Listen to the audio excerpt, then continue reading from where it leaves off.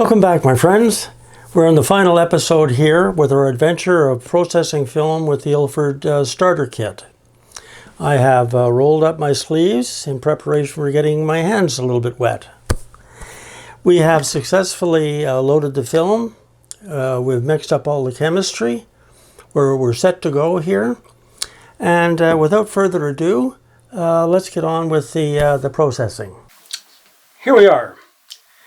Now, I deprived you of the excitement of my washing the film through these three exchanges of water and all the different inversions. It was very exciting. I did not spill too much water, therefore strong language did not become involved in it. So we're down to it now that we're in the final wash, to which we're going to add 2 capfuls of this wetting agent. Now,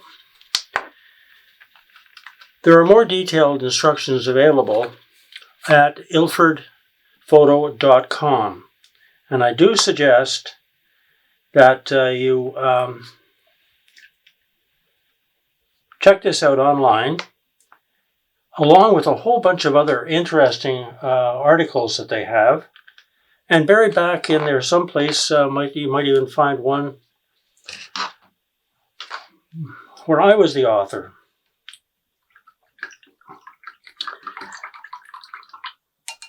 Now, this is empty from the last wash. Here we go.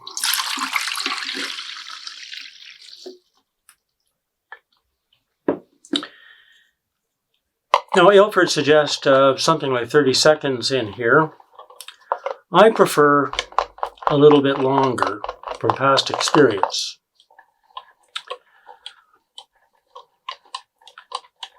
I would mention one thing. This is interesting. I had originally said the fixer for 3 minutes. Ilford recommended 4. The correct fixing time is actually twice the clearing time of the film, which normally is 30 seconds, so a minute is normally enough.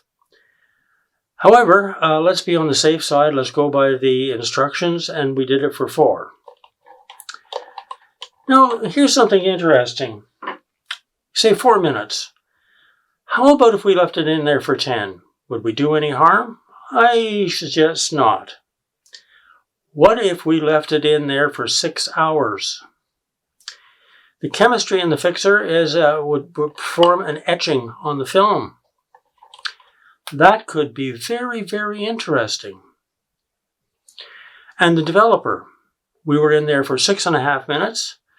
Supposing we had left the developer in there for half an hour. How about 6 hours? We would get something very interesting and very different, something that probably couldn't even be replicated with a digital camera in the very best software. So in future videos, we're going to discuss some of the options that we have here where you can be very creative and get some very interesting effects. So now, we have certainly had that in there for an adequate amount of time.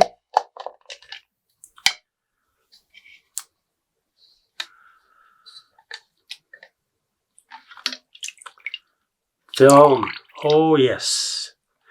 Now, I will only handle the film after I have wetted my hands with the same solution. So I have the wetting agent. Oh, the negatives look absolutely perfect. Oh, I am pleased. Oh, I gotta tell you, I mean, I'm a veteran at this, but to see this come out is pure magic. It's physical, it's tactile, and these are beautiful, beautiful, beautiful negatives. Oh, happy am I.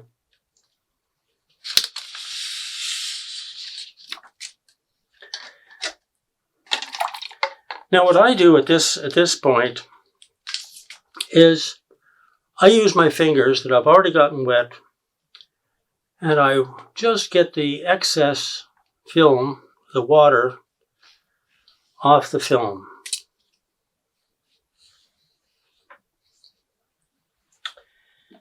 Now, very important, a couple of clothespins.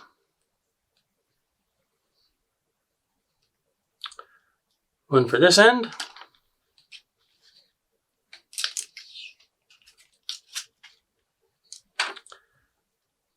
One for this.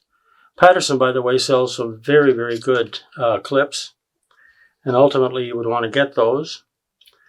You can now hang this film up to dry, perhaps in your bathroom, in the kitchen, someplace, a place where it's not too dusty. Now I'm going to just spend a moment with you talking about these Patterson reels. They have been around for a while, and each generation that comes out, they've made improvements upon improvements. You will see there's some recommendations where you use these metal reels. They have a reputation of being difficult to load, sometimes very difficult, in other words, not just difficult to load, but can damage your film. That reputation that they have is well deserved. They are functional, but they are difficult to work with. And if you're looking for difficulties, so avoid the metal reels. The Patterson are just incredible. So we will now follow this up, whereby I'm going to make a wet darkroom print on Ilford RC paper. And also I will rephotograph the negatives, make a digital file, and make a digital print. And Will Power is going to do a similar process, only he's going to scan his negatives to a digital file using a scanner. I believe it's an Epson 600 that he has, whereas what I'm going to do is I'm going to use my camera with a macro lens and rephotograph these negatives, and it'll be very interesting. In any event, I hope you've enjoyed this as much as I have, and this is a success. Beautiful negatives. Well, my friends, the film has been dried. I hung it up in my washroom. It's dried. I have cut it into lengths of 6. Put them in plastic storage sheets. And I must say, I am very pleased with the photographs. I have had a close look at a number of them, and I think I have 3 successful images, which in the next episode I will share them with you. So in any event, it's been a real pleasure for me spending time with you. I hope you've enjoyed this. Perhaps you've learned a few things. And I'm going to be most anxious to talk with you once again. The sooner the better. Thank you very much. Bye for now.